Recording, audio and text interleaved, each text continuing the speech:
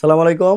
এখন আমার সামনে একটি ফোন আছে, যে ফোনটিতে হচ্ছে আপনার কোনো প্রকার কোনো সেন্স নাই। যে দেখেন, সেন্স কাজ করতেছে না। এটা হচ্ছে M23 5G একটি ফোন।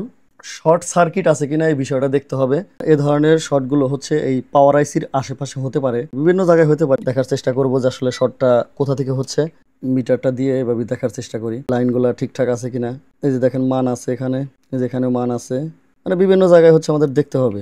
এখানে এই পাশে শর্ট, এটাও শর্ট, তার মানে হচ্ছে এই লাইনটাতে শর্ট আছে। ডায়াগ্রামে দেখবো যে আসলে মূলত লাইনটা কোথায়। দেখতে পাচ্ছেন এখানে টাচ করলে এই লাইনটা বিভিন্ন জায়গায় চলে গেছে, তার মধ্যে এই যেখানে এ পাশে আছে। এখন আমরা যেটা করব সেটা হচ্ছে আমাদের এখানে ধোঁয়া দিতে হবে। এখানে ধোঁয়া দিয়ে আমরা আসলে শর্টটা আইডেন্টিফাই করবো। আসলে আমি মানে অনেক লম্বা করে বিস্তারিত ভিডিও করতে পারি না, কারণ এখন আর মানুষ লম্বা ভিডিও, বিস্তারিত ভিডিও ওই 2-3 জন, 5 জন 7 জন দেখে। তাছাড়া আসলে অনেক মানুষ এই ভিডিওগুলো দেখতে চায় না, ভিডিওগুলো ভিউজ আসে না, অল্প সময়ে আপনার রিচটা ডাউন হয়ে যায়, তখন চ্যানেল বা পেজের উপরে প্রভাব পড়ে।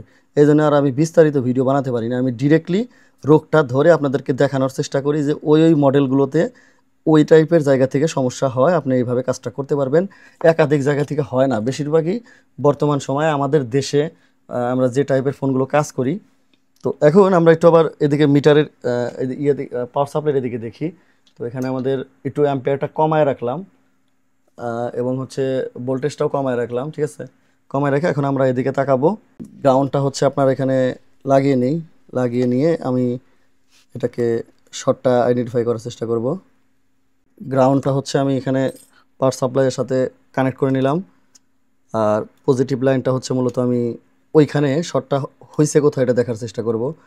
তো আপনারা যদি উপরে ক্যামেরার দিকে দেখেন তাহলে বুঝতে পারবেন যে মূলত শর্টটা হয়েছে কোথায়। এই যে দেখেন, আমি ধোয়া থেরাপি দিয়ে নিয়েছি, যেহেতু আমাদের এই অংশেতেই শর্ট। আমরা পিসিবির যে অংশে ওই আমাদের ইয়াতে বিট ম্যাপে যেখানে যেখানে লাইনটা আছে সেখানে টাচ করলে আমরা বুঝতে পারবো যে শর্টটা কোথায়। এই যে এভাবে এভাবে টাচ করলে আমরা বুঝতে পারবো। এই যে দেখেন, শর্টটা কিন্তু বের হয়ে গেছে। এই যে এখানে একটা ক্যাপাসিটার কিন্তু মূলত শর্ট হয়ে গেছে, এই যে ক্যাপাসিটারটা। তো এখন আমি যদি ক্যাপাসিটারটা এখান থেকে রিমুভ করে দেই, তুলে ফেলি, তাহলে আমাদের এই শর্টটা চলে যাওয়ার সম্ভাবনা আছে, এবং সেন্স লেন্স যে সমস্যাটা এটা কিন্তু সমাধান হয়ে যাবে আশা করা যায়। তো এখন আমি যদি এখান থেকে এই ক্যাপাসিটারটা এখান থেকে ফেলে দিই, সরিয়ে ফেলি, এই যে দেখুন এভাবে সরিয়ে দিলাম। যদিও এটা মানে পরবর্তী সময় লাগাতে হবে, না হলে এই লাইন পরবর্তী সময় আবারও শর্ট হতে পারে। তো এই জন্য এগুলো হচ্ছে লাগিয়ে দিতে হয়।